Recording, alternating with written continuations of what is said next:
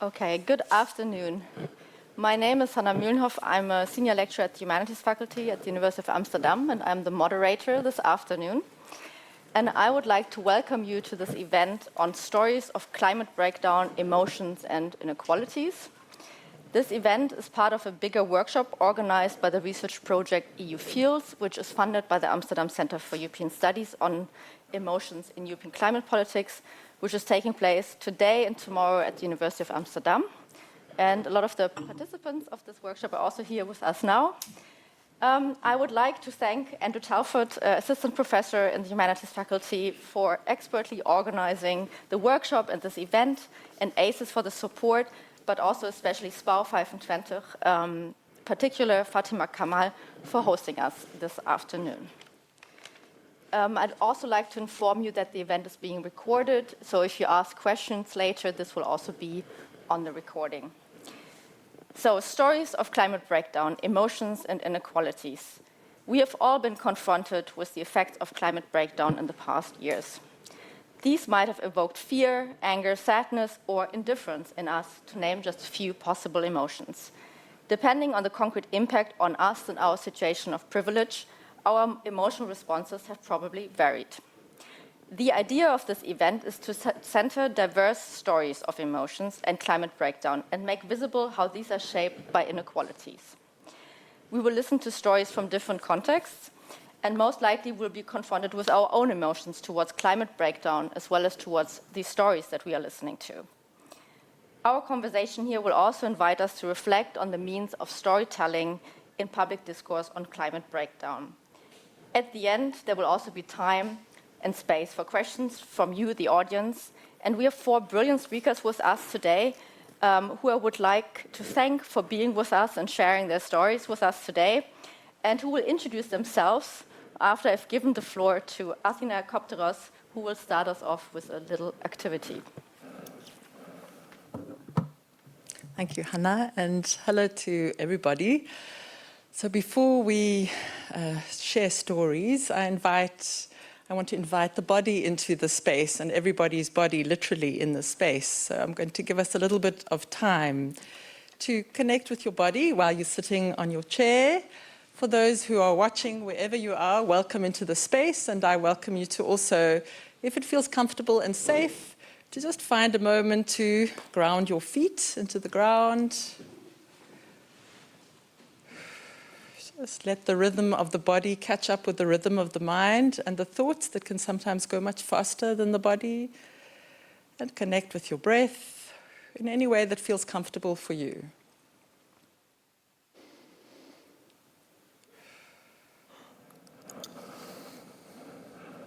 So letting your body feel the chair that you're sitting on, or if you're standing or walking.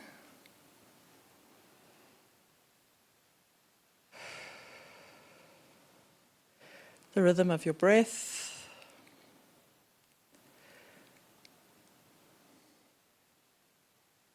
Noticing the thoughts if they come. And being aware of the wider environment that you're sitting in as well. So for us here at SPAU 25, just feeling the room, the stories and the people who have shared in this space, and the history of this building, and what feelings that might bring up in our bodies. Just recognizing the feelings, if they come, the sensations, the impulses in the body, very gently with the breath. Just noticing if there's some feelings or impulses around where you're sitting right now, the broader sense of the space that we are all in together. And then also a little bit further outside of the space, being aware of what is around us, of the nature around us, of the trees outside, of the soil that these buildings are built on, of the leaves, and any other further nature space that you want to bring with you into your body in this moment if it feels comfortable. That gives you a sense of being part of nature, connected to nature. That brings up a good feeling in your body.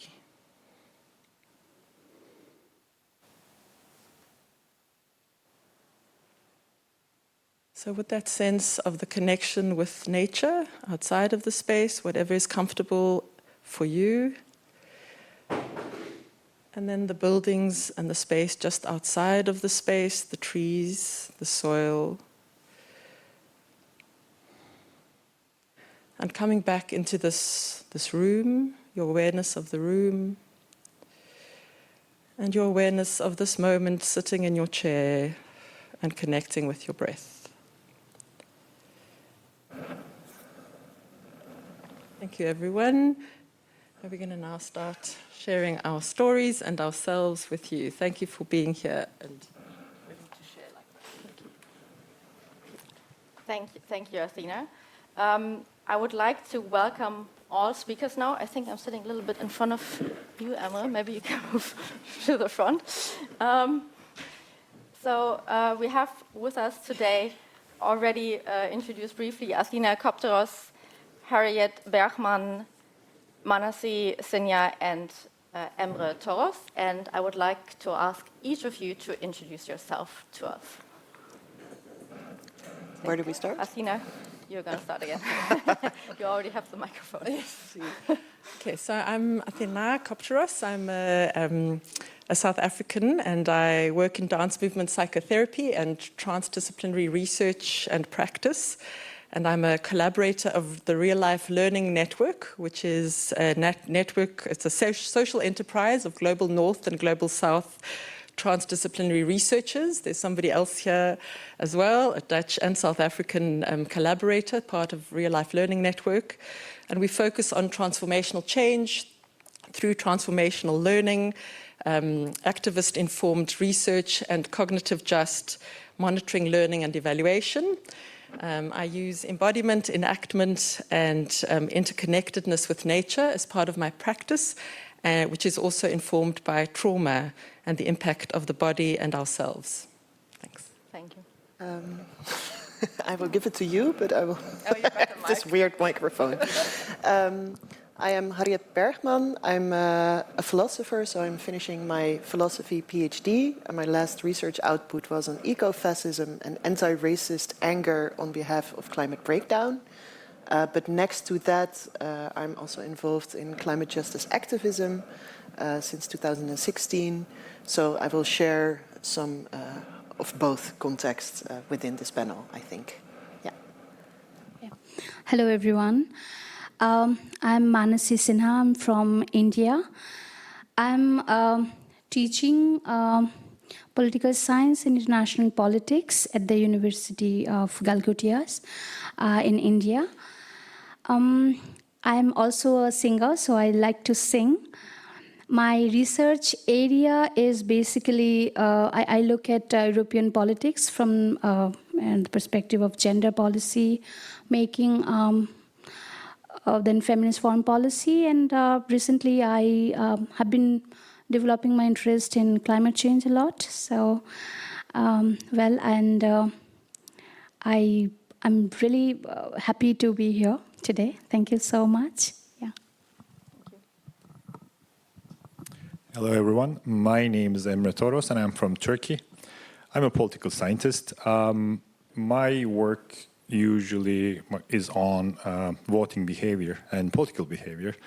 But more recently, I'm just very curious about how climate events actually shape or relate with political attitudes or political behavior. When I decided to kind of, carry out research on this subject, I was quite impressed about the differences between the societies about this. Today, I'll be talking about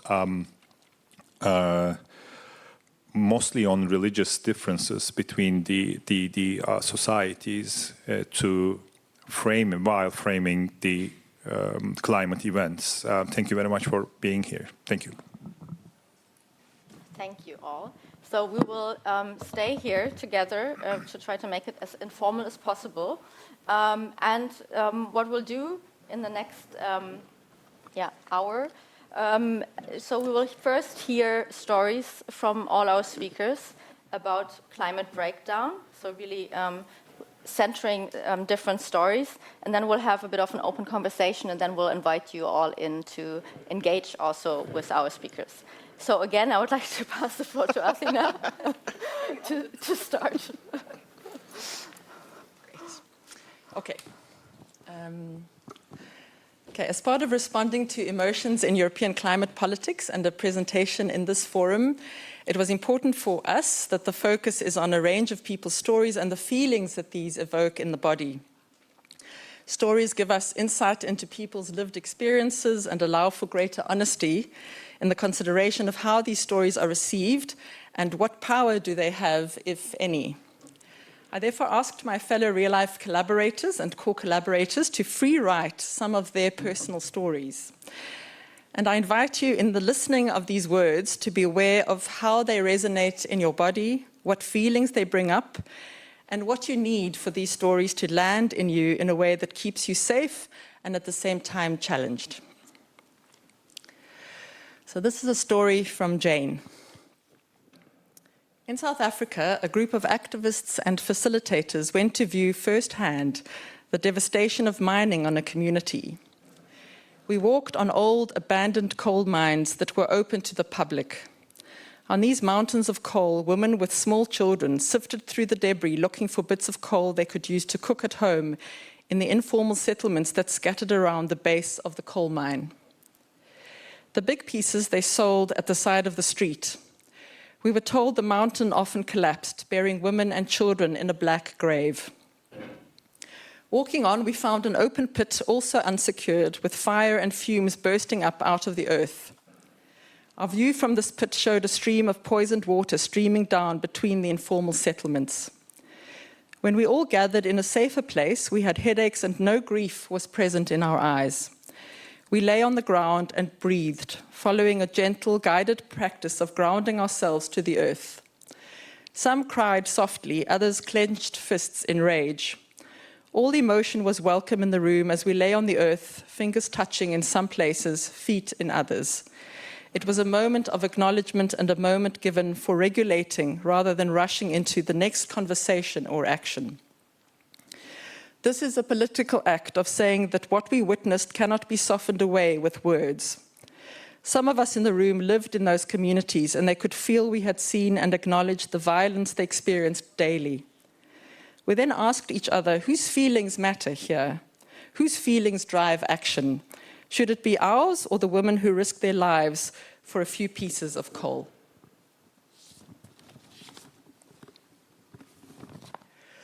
This is a story from Finn, Global North, Tears from Whom. I sit in central London singing a song of an imagined child suffering in an imagined future. I sit among dozens who sing with me. Our stage is Oxford Circus, London, April 2019. Our audience is riot outfit-clad police. Their masks are up, batons sheathed. In the UK, they stopped hitting white middle-class protesters after the brain damage and death. Well, until 2020 anyway. I feel safe in my bubble, bruises from a decade ago long faded.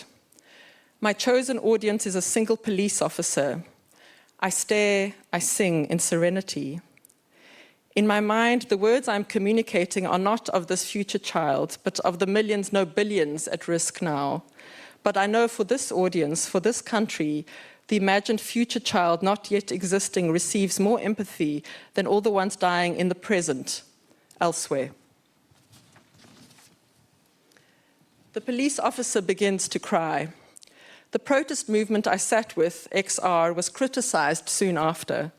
That singing at police did not align with the work of anti-racist activists from Black, Asian, and minority ethnic London communities who had suffered under systemic police racism and violence of the Metropolitan Force. A year later, I, along with others, blew my bubble back up once again and sat in the road, this time Brixton, London.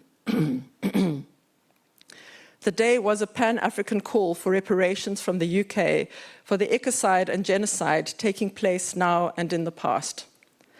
The role of me in my safety bubble was simply fencing to expand the space of protest.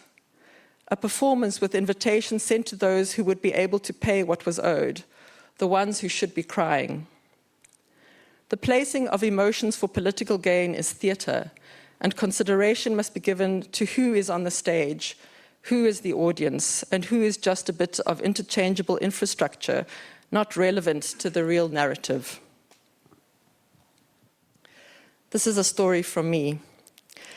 I'm aware, before I share a story, that words have power. What I'm sharing, how I'm choosing to share these stories, is a combination of my own short-sightedness, current limitations, as well as wealth of my own embodied life experience.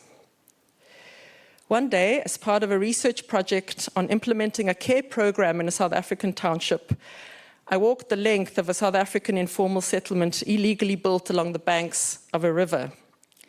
Over the years, there have been many efforts to clean up the river, particularly because it affects more affluent white communities downstream.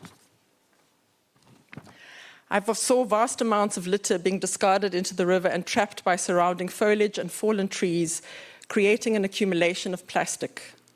There was direct discarding of human waste in the river, inordinate amounts of raw or partially treated sewage, creating a toxic sludge or foam on the water, caused by failing wastewater treatment works and continual sewage spills from broken municipal infrastructure. I spoke to children playing in the polluted water, wishing they could swim in it and find crabs. I spoke to young men with no work who had built a bridge over the river asking for a toll so people can pass and they can make some money. A woman told me that the water must go. It is drowning their children. The trees planted by the well-meaning NGO are creating hiding places for girls to be raped. A school teacher said that children cannot play unattended, even if the wetland is cleaned up, because they would not be safe. One man has a dream to create a marketplace and park with trees planted around it. He cleared a space and built a circular bench for people to enjoy the nature. The drive for cleaning the river, taking care of the environment in this informal settlement centered around basic survival. And this is a story from Alex, from and living in the global north. There is exhaustion of activists in the spaces I'm in and the burden that comes from having to tell one story over and over again in spaces that are structurally unequal.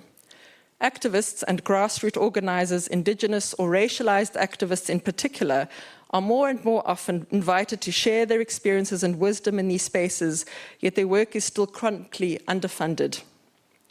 In the past year or so, I found myself in institutional spaces, mainly philanthropic spaces, with institutions claiming they are fighting for justice, fighting for systems change, and or staff of these institutions wanting to push for climate justice, feminism, and anti-racism internally or externally.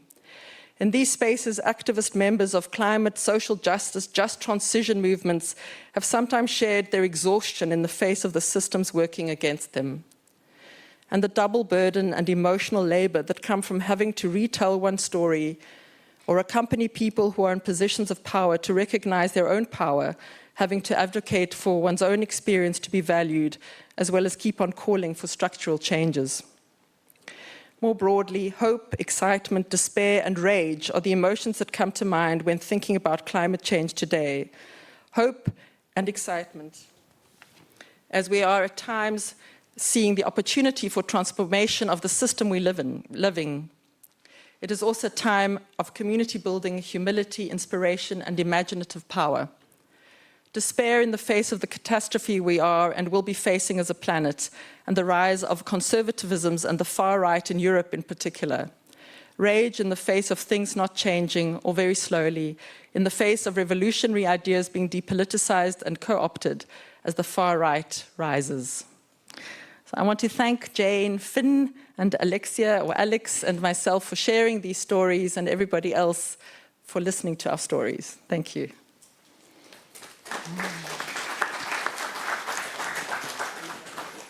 Thank you very much, Harriet.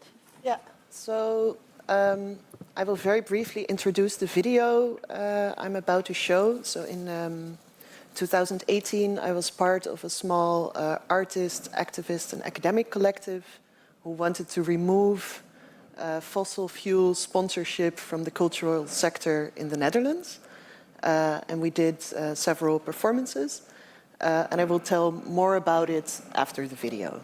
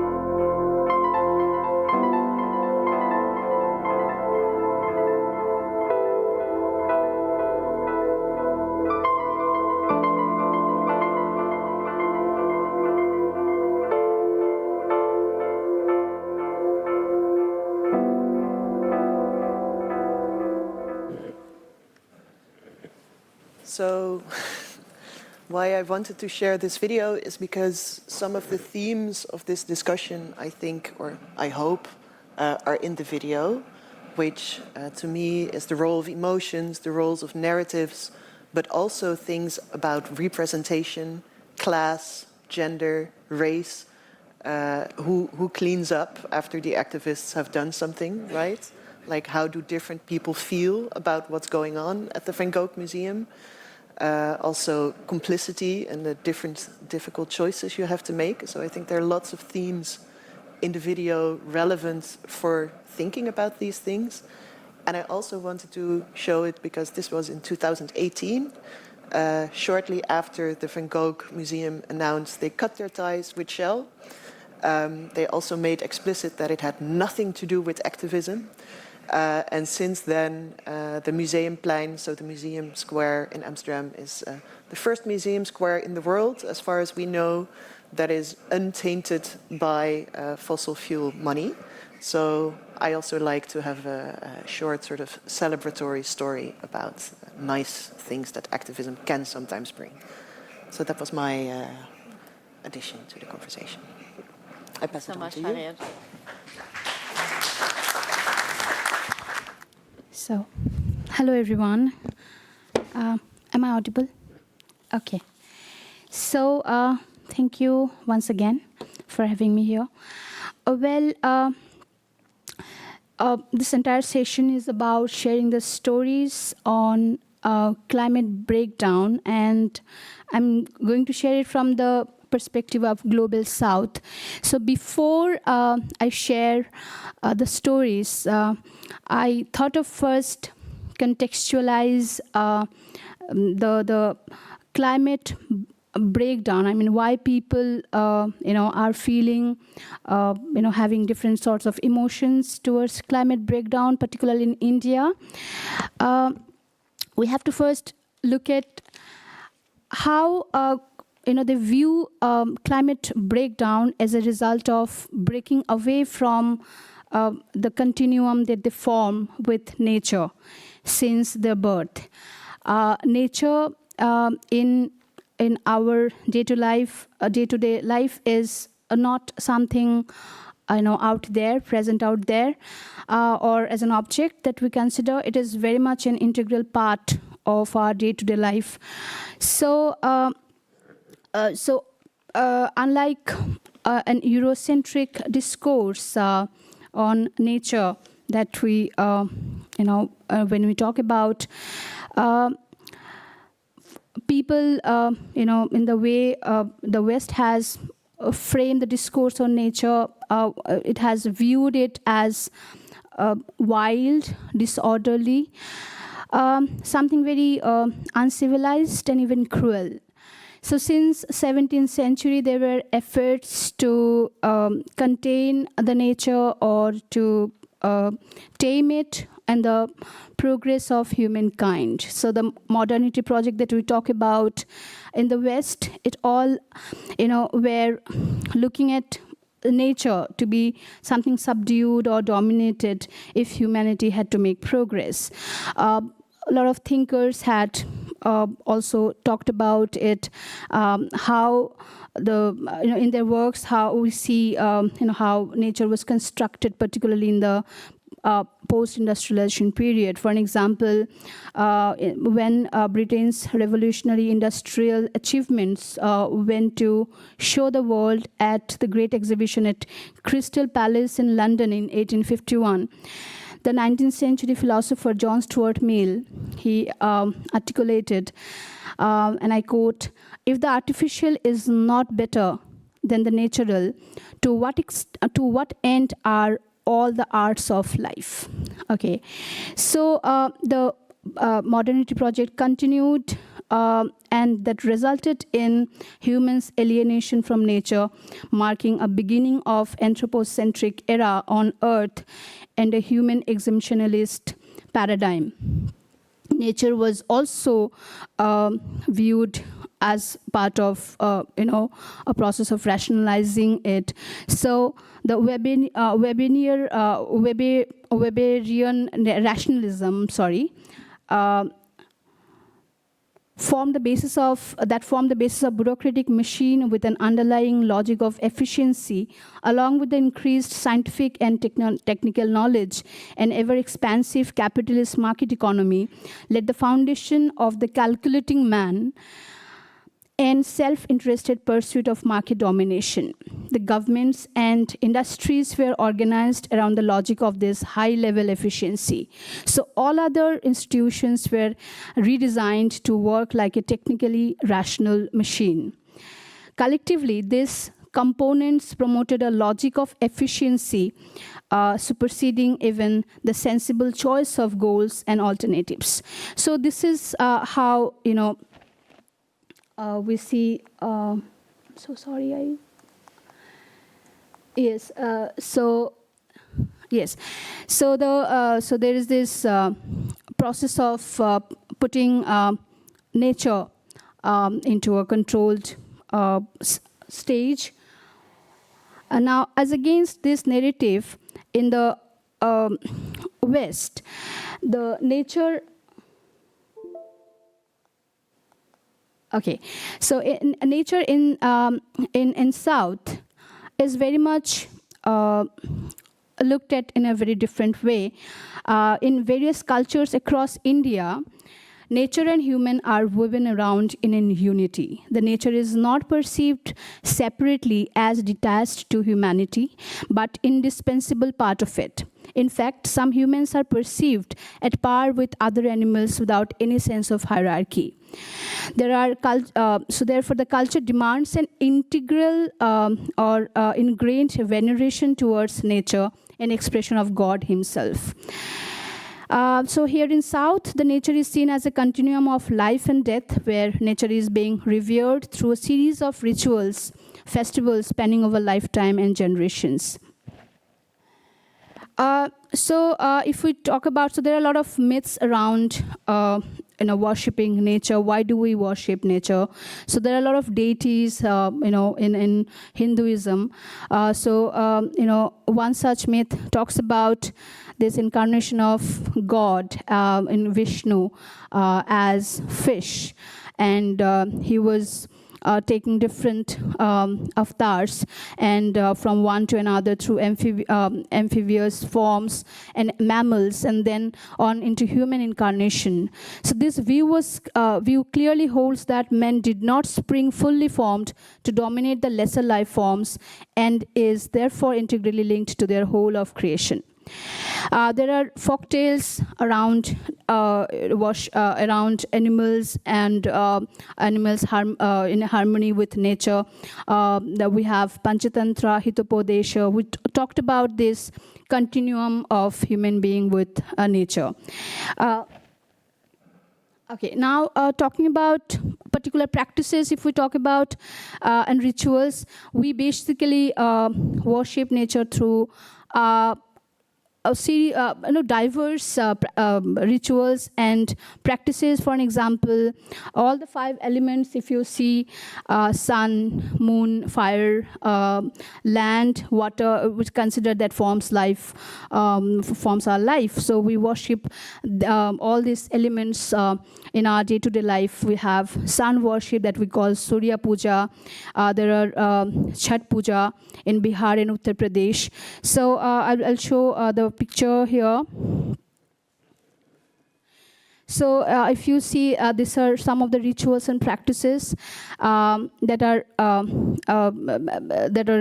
given there to show, reflect upon how we are worshipping all these elements of life, that is sun, moon, fire. So this is one. That is Chhat Puja in Bihar and Uttar Pradesh is very famous. Then there is Vaisakhi. This is Karwa Chauth. So they are basically women. They keep fast for whole day, and they break their fast when they see the moon rising again. This Vaisakhi is there. There is this Pongal festival from Kerala. Also, we worship lands.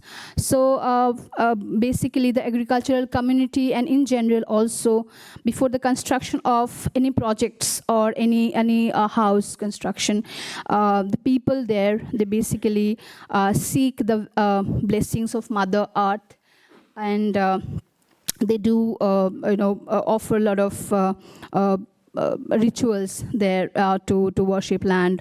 Water is also considered as an integral part in our day-to-day life, and we practice worshipping the water as well. We call it Jal Abhishek, and in different ceremonies and temple ceremonies and all. So, this all these practices and rituals are very much part of our day-to-day life. It is nothing different from us. So this is one narrative that came up while I was doing my survey recently. One girl from Ho tribal community, she's talking about how they keep on worshipping this land, and the tribal community also they don't let the tree being used when it is alive. They like to worship the trees, and when it is dead, then only they use it for their purpose. So these are the narratives. Also, there is another girl talking about worshipping nature as God, because they believe the god Shiva and goddess Durga has taken forms of nature, and that has also taken different forms of cycles and season. So there's this practice after every harvesting season. They worship those crops once it is ripened. So this is they also there is this Jhum culture also. So what they do, they burn that particular jungle, and then they let it grow again fully, to again consider it for their own livelihood, to grow crops over there. So these are very much part of their life. So yes, so this is my own village, and my father, you can see he is pampering cows. So this is very much part of our family. And yes, so we also have different unique techniques of preserving foods through natural methods. These are dry fish. We preserve it also in a very natural way by drying pumpkin, and then we keep it for preservation. So these are local methods of preserving foods. Yes, so now coming to the narratives, I'll just take 2 minutes. Okay, is it fine? Just 1 minute more, okay. So I did this little survey this time. So the entire response that came up, they are all talking about climate change as a result of this feeling of being detached from their nature in their day-to-day life. Somehow they're making responsible that they have gone away from their worshipping nature in their day-to-day life. So this is some of the narrative where one of narrative I may read it out here. Here, this is coming from Assam. This is in the northeast part of India, where this respondent is talking about a devastating flood that has caused a lot of sufferings for her life. Then there this one.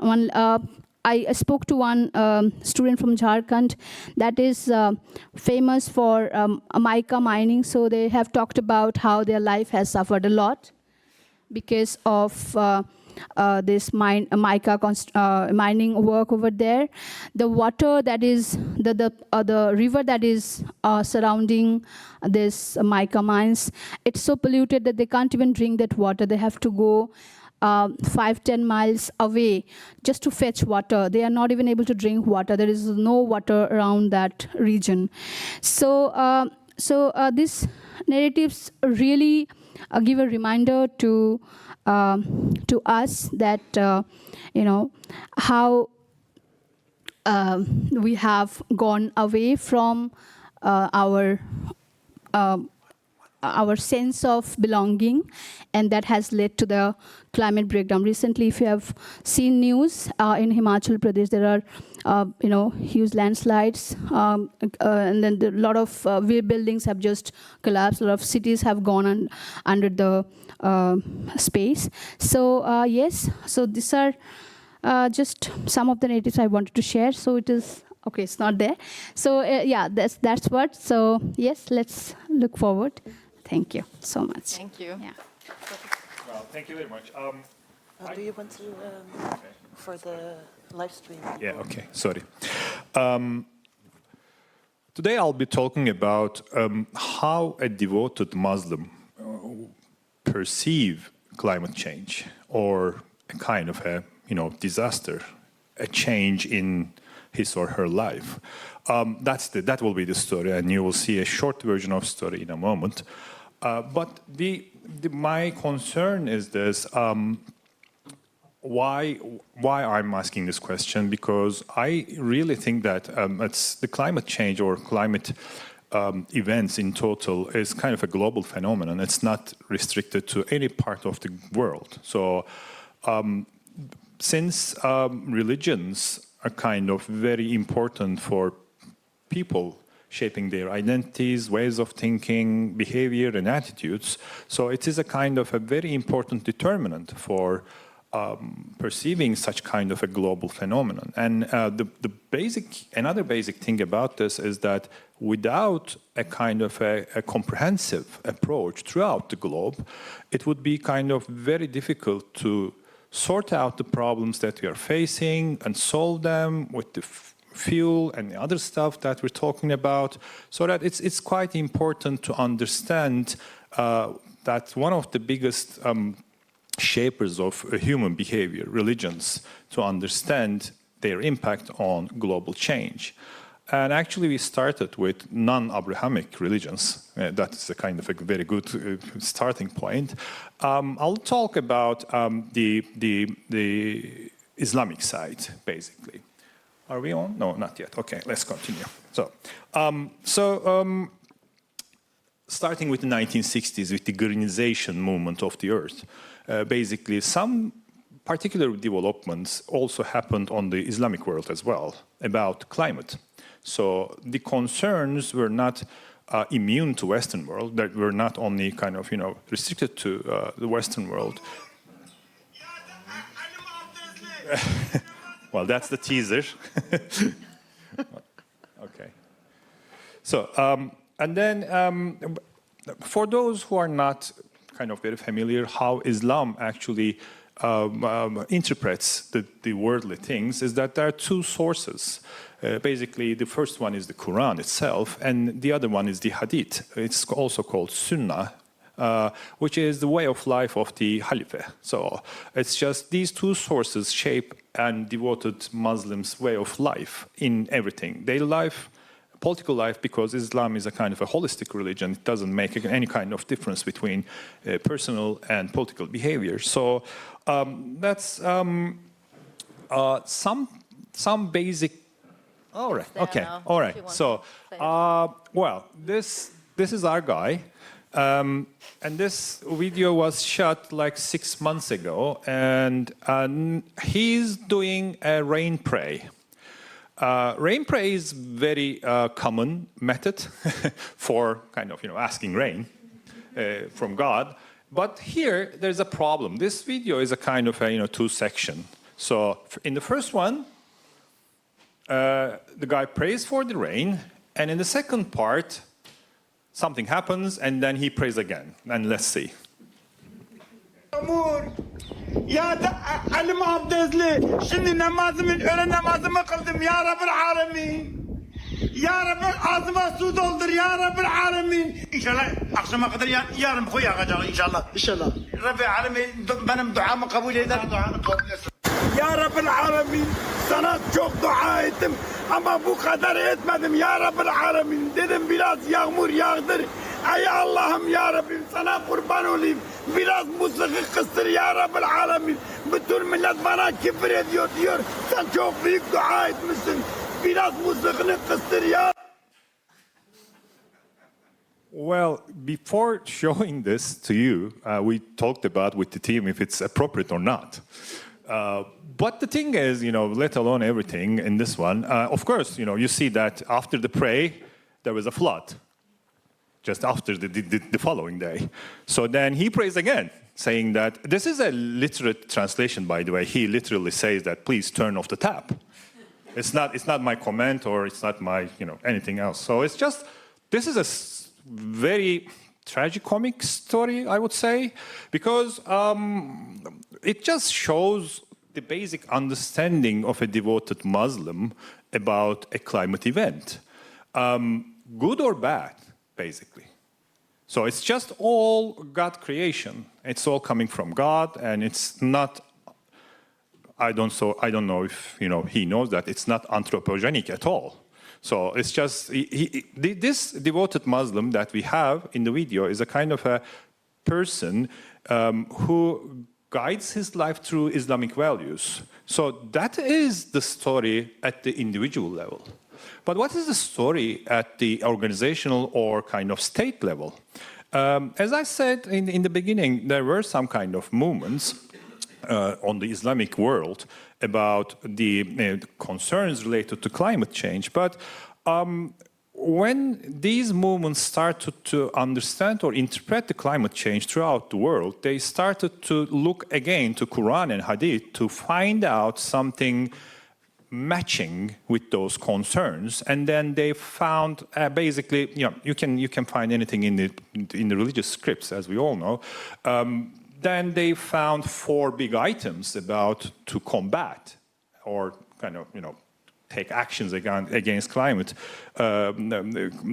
change. It's like Tawhid, Mizrah, Khalife, and Maslaha, which is kind of, I really do not know as well what are those. But these are kind of, these are religious background for combating the climate change. It says, the one of them is, for example, the most important one is the stewards of the creation. So since we are kind of here as a kind of temporary, we have to take care of what is around us because we are temporary. And also, more recently, the Islamic Declaration of Global Climate Change. The Islamic organizations throughout the world united, economic, social, cultural, whatever you can call it, the international ones, and then they just pronounced this Islamic Declaration. I would say these are very selective readings because this is the real picture.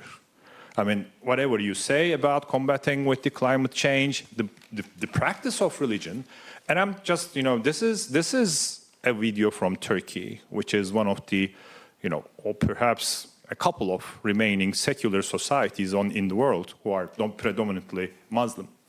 I'll just finish with modern messages of these Islamic religious organizations about what they do. This is quite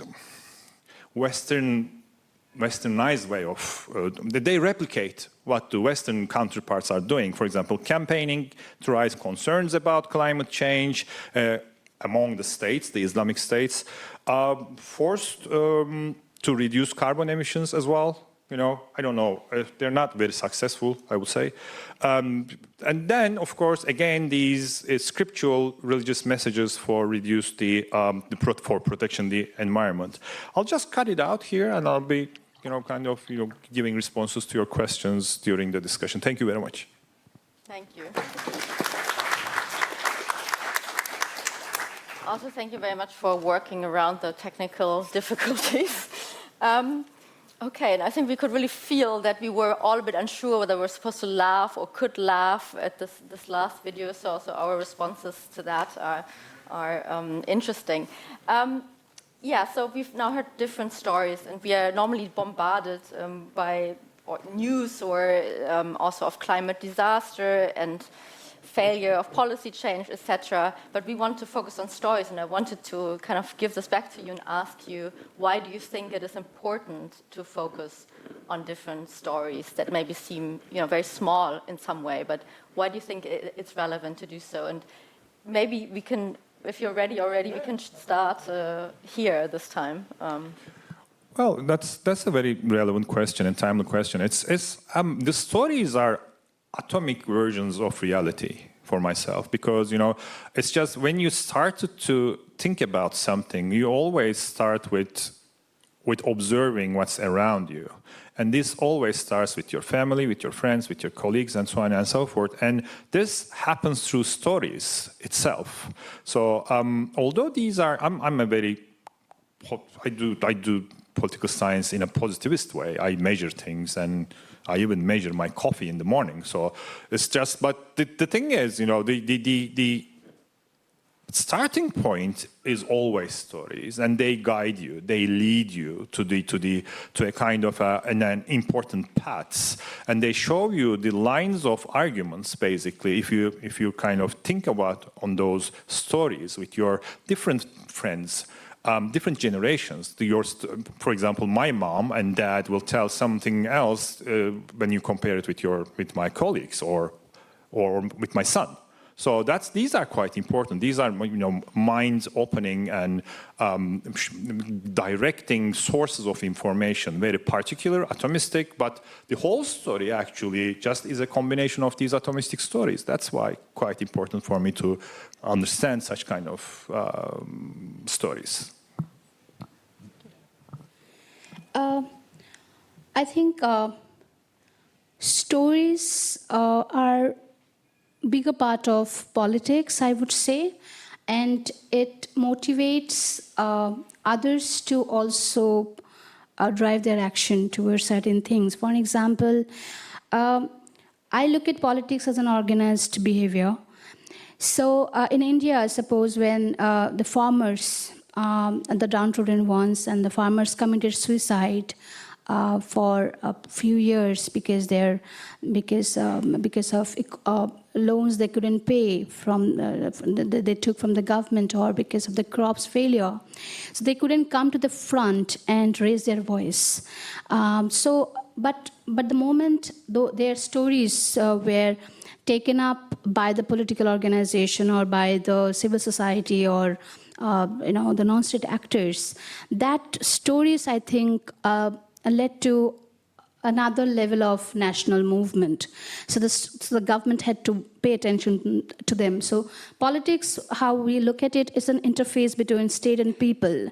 So when we are talking or we are kind of telling stories or sharing narratives of people, the people who may not be able to come forward and tell their own agonies, representing their voices, I think, not for our benefits, but at least it will raise an alarm to the ears of the government to drive, to come up with the policies in favor of them.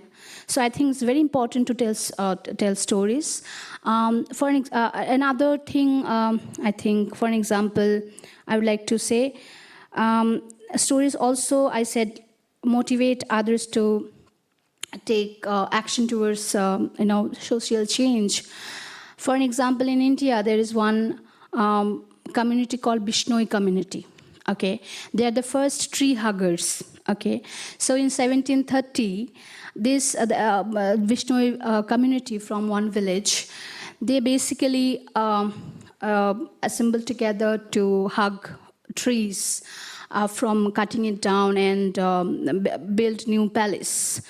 So they were literally clung, and they were literally, hung there upside down from the trees, and they were sacrificed. They sacrificed their lives. But that incident that spread out as a kind of incident, and people started talking about their lives and their actions, and that basically led to the king there announcing a decree, royal decree, that wherever they stay, their villages cannot be destroyed, and the trees that are found in their village cannot ever be touched. So now they are the only communities in India where you will always find, it's like wooded village. Nobody can touch it. Otherwise, the rest of the place you may find barren land. So, and this particular event also led to another very nationally driven movement called Chipko movement in Himachal Pradesh. So that movement also was very much inspired by this. People and their lives. So I think storytelling and sharing narratives of people for the benefit of social change is definitely a part of larger politics, where social change are desired and actions are taken accordingly, because finally policies are framed according to the feedback and mechanism that is coming from the larger environment. So yes, yeah, important. Thank you. Harriet, would you like to respond? Yeah. You want to pass on first? Yeah. Oh, well, no, I have this. Yeah, you have the microphone. I have this Right. weird- So why a story is important So to you? Stories are important to me because when I think about stories or words, I see it literally as sense making, right? Stories are a way to make sense of the world, and also with the expression itself also refers to the senses that are not there. And I think with a story you can thus sort of bring the senses of other people back towards your own experience. So if I tell a story about something that happens, even though you cannot sense it, you were not literally there, you can get a feeling of what it was to be there. And because stories are part of the things I think that motivate people, and there I also have to think about the etymological roots of the words of emotion and social movement and movement, right? Like they all relate and they can move us into a certain direction. And because stories can move us into a certain direction, I think it's very necessary to be very careful about what kind of stories we use to motivate people. So, for example, I see Tom in the room. I just read your article on urgency, and that stories that only focus on urgency might misuse the urgency narrative for wrong solutions, right? Or stories that are only about the future of my children or future generations neglect the people already suffering from the effects of climate breakdown. So there are many ways in which a story can move us towards a direction that is not good. So I'm wearing an activist t-shirt. It says, Fortress Europe has to fall.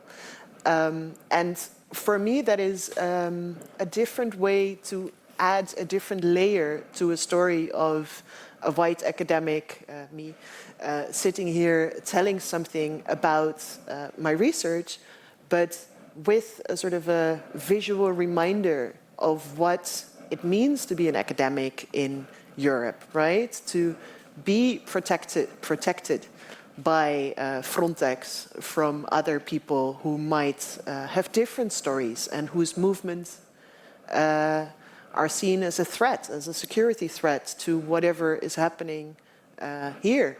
So that's just one of the ways in which I think stories and also the different senses that you bring in and the people you represent are, and I think you can also expand on representation and extraction and whatever. But this is just a start. Yeah, sorry. I'll pass it on. Yeah, I think I concur, and it's so lovely to have this discussion about stories because it makes me feel like a child. I mean, stories is what we start our lives with, isn't it? It's where our imagination comes from. And unfortunately, a lot of these stories are horror stories, they're scary stories, and that is also part of fairy tales, isn't it? We are quite, we have our shadow side and we have our light side as well. So they're this inherent part of our psychic sense of who we are as people. So they're very powerful and very important. I think what I feel I need to sort of say that we need to be careful how we ask for stories and what we do with those stories, because people become vulnerable when they share a story. And so is the story shared for them, or is it shared for me so that I can then write it up in my research so it will land up in a paper that I might be acknowledged in, but it will change nothing for them in terms of the story that they've shared with me. And there's something there that I think we really need to be very careful of, because if we're working to change other systems that we don't like in the world as part of climate change, we're not changing our own system, our own body system and our own systems, literally in academia and in other spaces as well. Like, when do we stop and honor? How do we slow it down so that we really hear, so that we really give a sense of value from what people are sharing? So stories are powerful, and they are intimate and personal, and to be treated with a lot of care. Thank you. I So, think you should just keep it. to summarize with your different points, so we heard that you kind of said that they're part of the bigger picture, they can drive change, but it's, they're moving us also.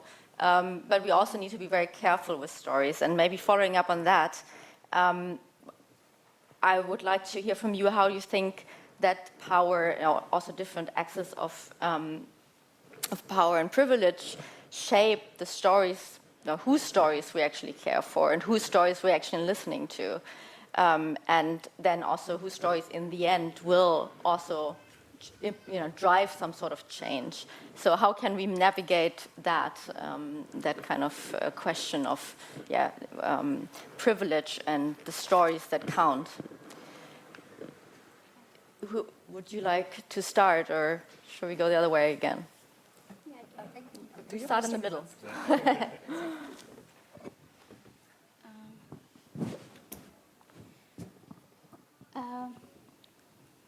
Okay, I think whose stories to be told and whose stories to be heard of, I think the aspect of discourse has a lot to offer here. Because discourse involves a power relation. And in the context of climate change, we can say that the discourse is usually set up by the West. The vested interests that are of their interest are usually written down as the necessity of the time and what course of action to be taken. So this morning, I think we were talking about a just transition, that aspect. So we are looking at just transition for whom? For who are the one who we're talking about to go through this just transition? Are we including people in that paradigm who from developing countries, from global south? Because their just transition also has to take into consideration to what extent the resources are available to them. It's about accessibility, availability, knowledge, know-how, the skills, whether they are able to go through that transition or not. The class differences, and in India, if you talk about India is cut across various lines, not only class lines. There are different caste groups. It's cut across gender lines, men and women. So the effects of climate change is huge.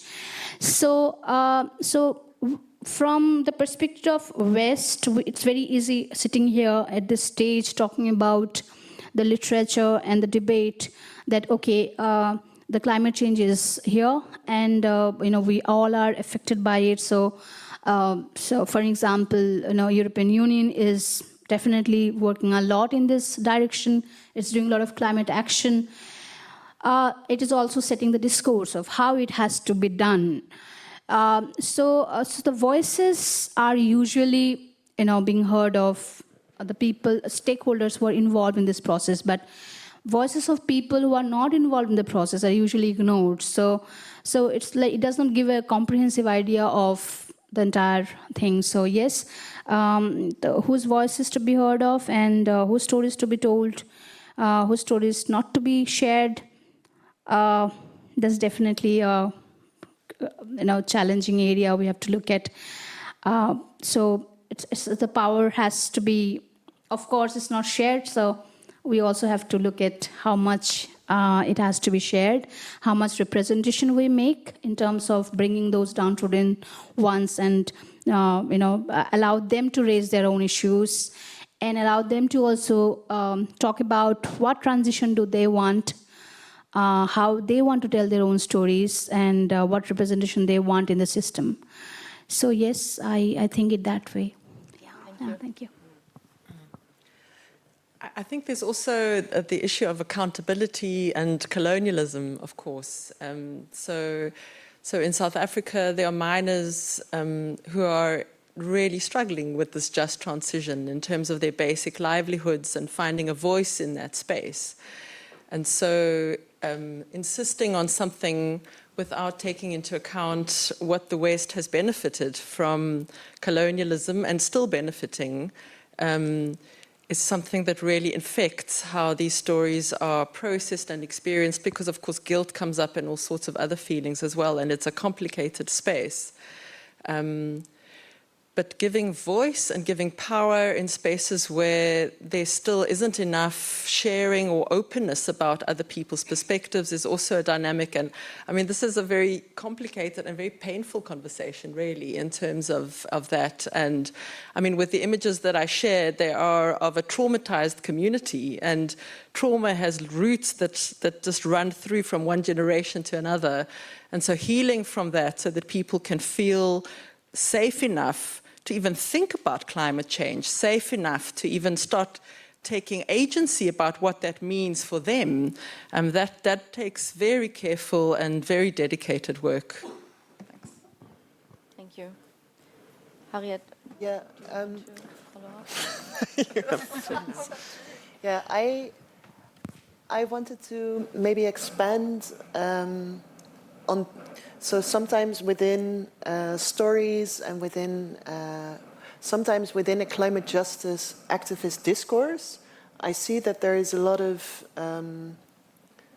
fear to do the wrong thing or to say the wrong thing, which I think in general is good, right? Like you do not want to step on people's toes or offend people or re-traumatize people. But what I find interesting is that therefore some stories are missing from the story, and they are the stories that are actually closer to home. So as a Dutch person, the stories about the Dutch transition away from, for example, Tata Steel in IJmuiden, or which is a big, dangerous, how do you call it? Steel factory.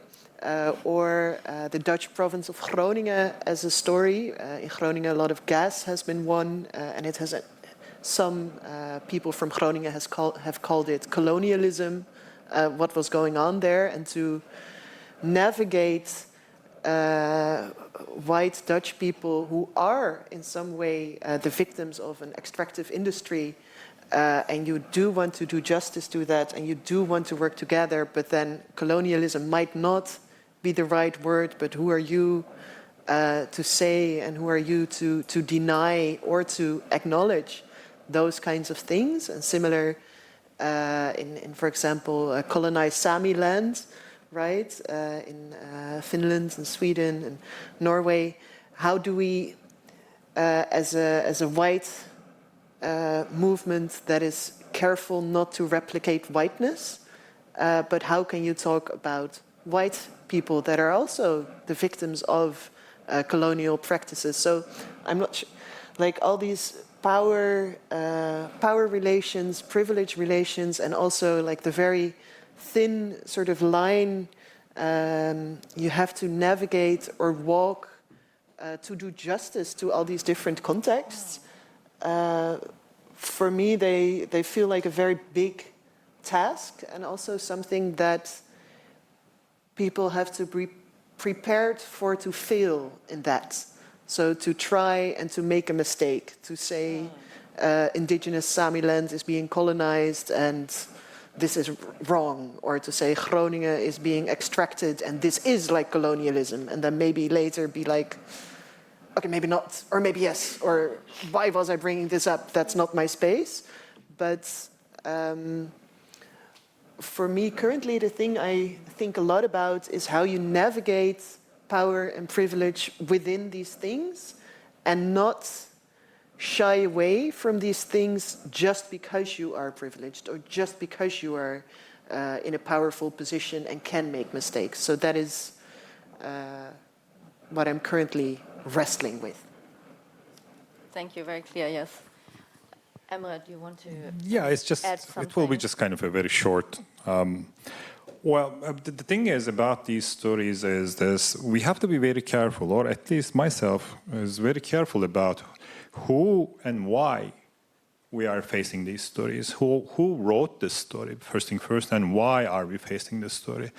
I mean, that's a very good example, at least for myself. We always see some notice on our hotel room in the bathroom saying that, okay, please use your towels twice because this climate, issues and, water saving and so on and so forth. Then, hang on. I mean, like, is this really a genuine or kind of a, ask from a customer who paid you?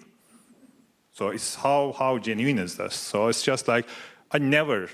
Of course, I use my towel throughout, but it's not a story that I would buy because I know that this hotel is a big chain and they are making this because they make profit out of this. So these stories can be abused very easily, basically. I think. I mean, I don't know if I follow the rules, would I be abused? No, that's the thing that this dilemma is, when you think about this climate action or the thing about you're doing about climate is always, for me at least, produce some very deep dilemmas because, all right, you save water at your house. I mean, you just, close your tap and you teach your kid about, us. And then you see that, in some part of the world, it's just gone and gone and gone. So the thing that you're doing becomes suddenly meaningless. But then you just convince yourself, no, it's not the case, I have to do this, and blah, blah. So it's just kind of it's a very different thing. When you ever see a story, I always try to check, is it a factual one or is it a made-up one? So that's the way of kind of, distinguishing it from, that's how I approach the stories, basically. Thank you. Yeah, thank you all. I would like to now invite the audience to ask questions to our speakers. Take that microphone. There will be a microphone. You will have to speak into the microphone so that can also be heard for the recording. Are there any questions? Yeah, there's one in the middle.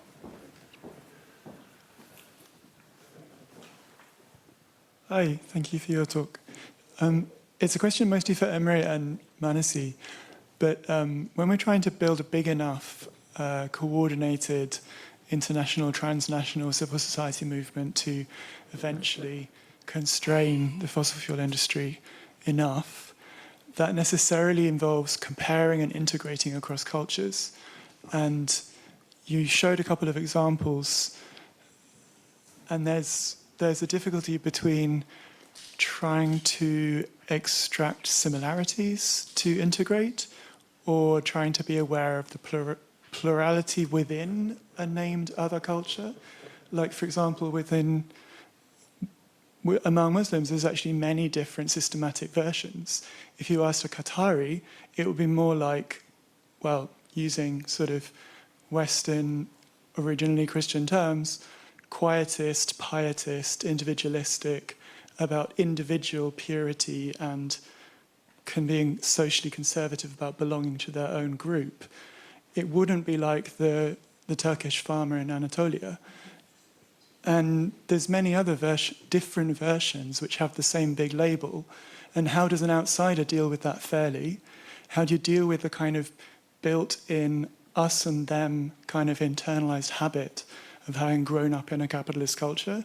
We kind of, even if we say we're anti-capitalist, we still unconsciously, habitually do this, of imagining hierarchies of deservingness, imagining us and them. And it's hard to actually integrate in a really fair way to build a movement that's bigger than just one particular cultural group. And that was Thank really you. a question. Are there other questions? Then we will collect, I think, a couple. Yeah. Something very similar to that question. Like nowadays, what the trend is that like even climate activism, as far as is concerned, for example, like a big company, maybe a textile company or a steel company or something like that. Like usually, what is happening is like the Europe or like in the West, like including America and other such countries, the regulating framework is really robust. And as a result, when the Europe protests or the people here protests, what I mean, like these companies shift their manufacturing to the third world, the so-called third world countries. And like the same process goes on. And obviously we know that this pollution is democratic in nature. Like hunger may not be, but pollution is. So how do we see that? Like, like your protest did not fetch as much result, or protest in any one culture, any one community is not fetching as much result because it is shifting, it's just shifting its production somewhere else. Thank you. Was there another one? Then otherwise we'll just give it back to the audience. Would you two like to start? There was a question to you. Well, thank you very much for the question. It's differences in differences. So it's kind of a statistical method we use, but I mean, not in that sense. Yeah, you're quite right. I mean, although at the end we have to, I mean, normatively, we have to aim for a kind of a global solution.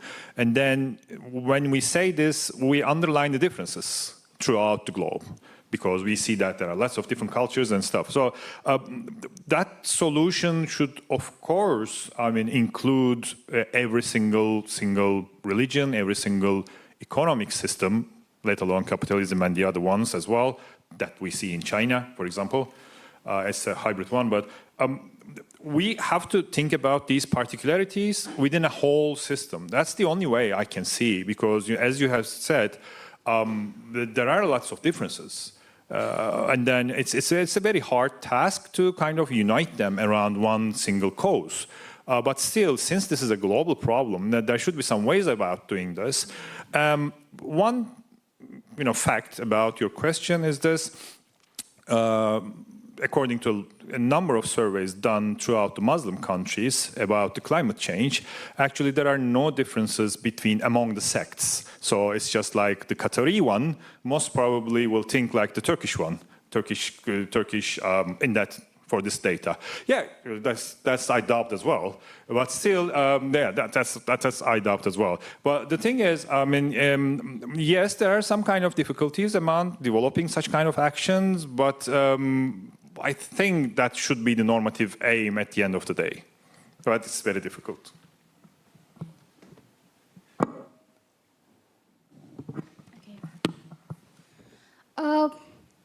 I think, I'll just go a little critical about this normative idea. I think the problem starts there, that we are setting a norm of how one has to act, looking for a solution. See, enough of blame game has already taken place, and who's doing what, who's not doing what, and who's right, who's wrong. I think when it comes to, because everybody's facing the problem, and when it comes to going for a solution, it's more, what is more required is now to allow the voices from the periphery also to be equally, I would say, equally shared and equally adjusted to the main discourse.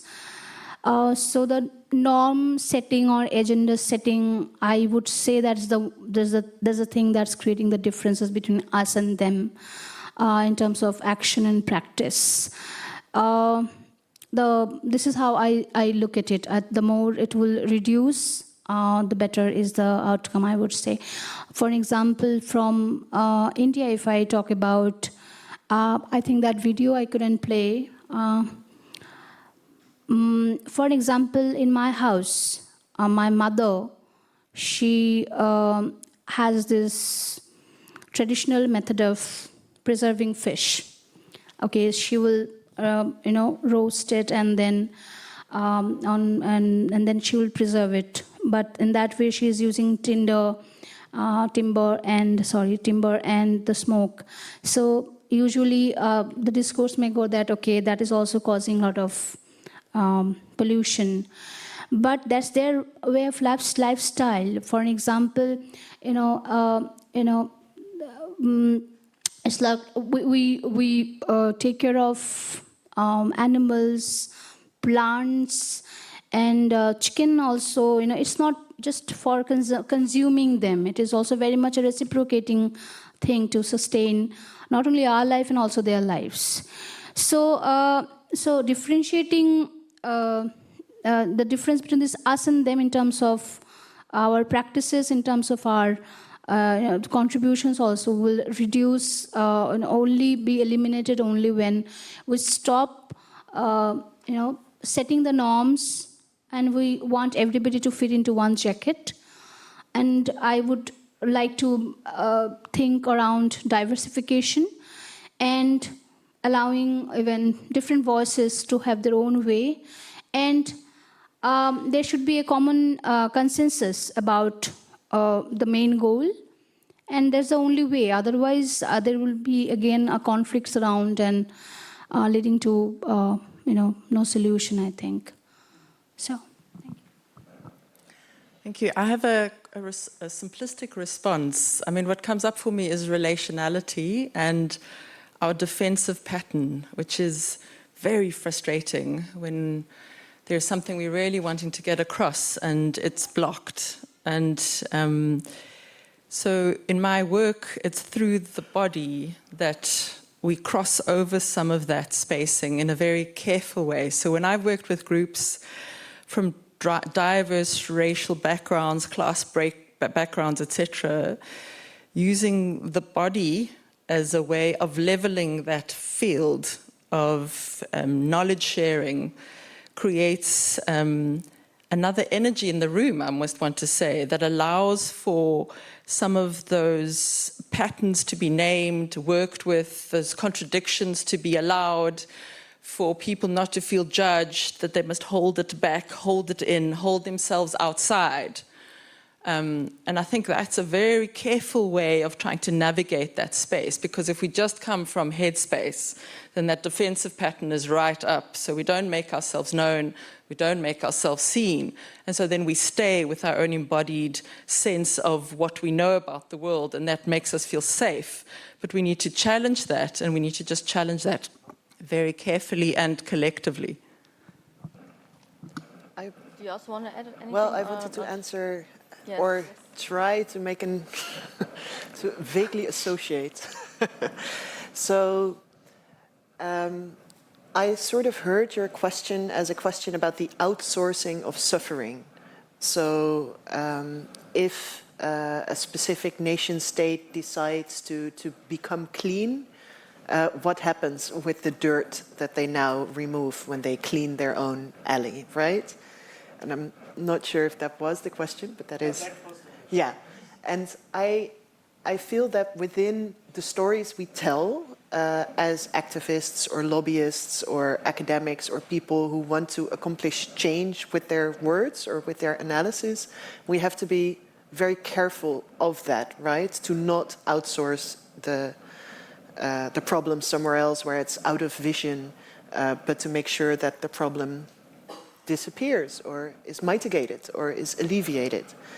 And one of the ways I have tried to make a sort of narrative, well, not I, but a group I admire and have seen working, how they have tried to sort of make that shift is by moving away from the idea that you can nudge big multinationals into change, or that you can clean up within a specific nation state, and instead shift the conversation and say, Shell must fall, right? Like, we're not gonna greenwash them into change. We're not gonna make small incremental steps from the history of this company. We have seen that when it it's profitable to be involved in apartheid, they will. When it's profitable to be allegedly implicated in the killing of the Ogoni Nine, they will.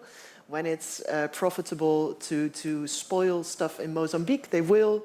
So this sort of track record shows us that shareholders and shareholder capitalism is more important for them than livelihood of anyone, and thus also our planetary livelihood is not really big on their agenda, unless they can earn money with it. Fun fact about Shell, they spend more money on greenwashing than on actually doing green stuff. And so part of their green budget also goes into the marketing of, look at what we're doing. We have one initiative with 10 really cool, diverse students of different backgrounds. Yeah, well, anyway, so within that, what is possible for a bunch of activists, right? Like, we cannot do the just transition, right? Like a bunch of 200 highly motivated people who are willing to risk jail, like they're not gonna build the new society that is necessary. But they can try to shift the Overton window away from we want clean hands, we want our own ally clean, towards we're not going to outsource our suffering towards a new location where exactly the same can be done, but we've planted a tree, we've put a green sauce on it, we are good. No, we're going to just say, abolish it, do away with it. And even though those words will not necessarily result in the end of Shell, I do think that those kinds of words enable us to think differently about what is necessary or just or needed. Thank you. We are already moving towards the end of the time. Do we have time for one short question, if there are? Okay. Are there any more questions? Was there anyone else? Otherwise, we can. You had your hand up again. Yes. If there's no one else. Do we know whether Uber receives fossil fuel lobbying? Well. What projects is it on? What are the effects? Why? Do they have any sort of rational excuse for it? So there was a question about the UFA. I wouldn't dare to work for a university that accepts money from Shell, right? I moved to Belgium. No.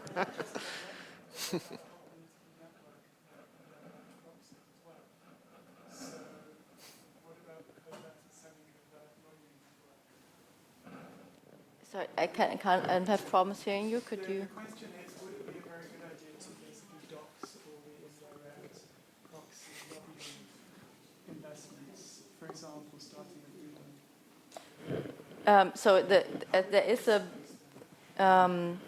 So this is about the UFA, about the University of Amsterdam. You're asking, right? Find out which researchers, which Yeah. are accepting funding directly or indirectly from fossil fuel lobbying interests. So this is has been a big topic here at the UFA. I don't know. You were probably not, or anyone. I think here it's maybe a anyone question to you. involved. Anyone involved here in the audience? No. So there were one building here at the university was occupied with the demand of ending the cooperation of this type between the UFA and the fossil fuel industry, and the people were forcefully removed. And as far as I know, the UFA has said they are. I'm looking a bit at Andrew. They're reviewing their cooperation with the fossil fuel industry. Then the dialogue is just between already committed activists and university management. If you publish the information, then the particular individual PIs who've chosen to accept that funding then will feel a need to publicly justify it or explain it or have some sort of attempt to rationalize it. And I think that might actually constrain it more than just occupying a building and asking management to make a top-down decision. So you're pointing at the PIs. I think that so the individual researchers have a responsibility, or should be put.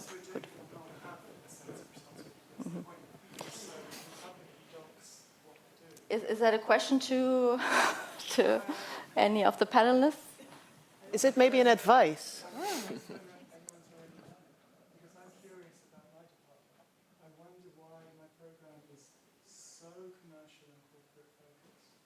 When you look around the world, and there doesn't seem to be the biggest problems in the communication science subject now, and yet 70–80% of the program is all about commercial and corporate stuff, which is actually where most of our big problems are coming from. So why are we? What's the interest in? So yeah, I guess it's an appeal to start close to home for us academics at the university for this discussion to put pressure on. I think we'll have to finish up here, and we can move the conversation to the. Small question, if that is possible. Yes. One single, Do you want to? conceive, do you feel it is possible that new liberal agenda can actually bring climate, can actually restore the climate? No, one simple answer. Yeah. Well, very, Sorry, very very briefly. brief. Very As briefly. the answer is this no. This is a very big question. Well, the answer is no, because they created it in any way. So it's not possible. And then one little response to that one as well. It's not very easily traceable, the connection. I mean, it's not, the funding is through, most of the time is done through different agencies rather than the companies themselves, including the foundations, basically. And then how would you differentiate it? I mean, you can trace the foundation funders, basically, but then you will see that they will be hiding with some other, shell companies, whatever it is. And then mostly, and it's kind of a web that you cannot escape, basically. That might be, it's a good idea. If you can trace and find, then, you can ask, why are you doing this? But most of the time, it's not traceable at all. I am suggesting there is basic training, there is also social network analysis training, there are groups who do this, they've done Bellingcat's OSCE training. There's groups who will do this research and then publish it.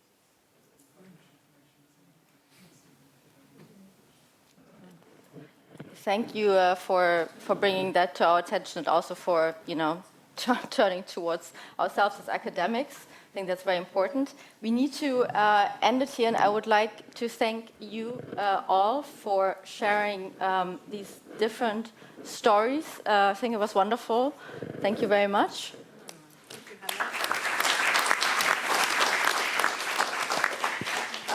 And also thank you, of course, to the audience for listening and for your questions. I'm sorry we were running a bit out of time. Also, apologies for the technical difficulties.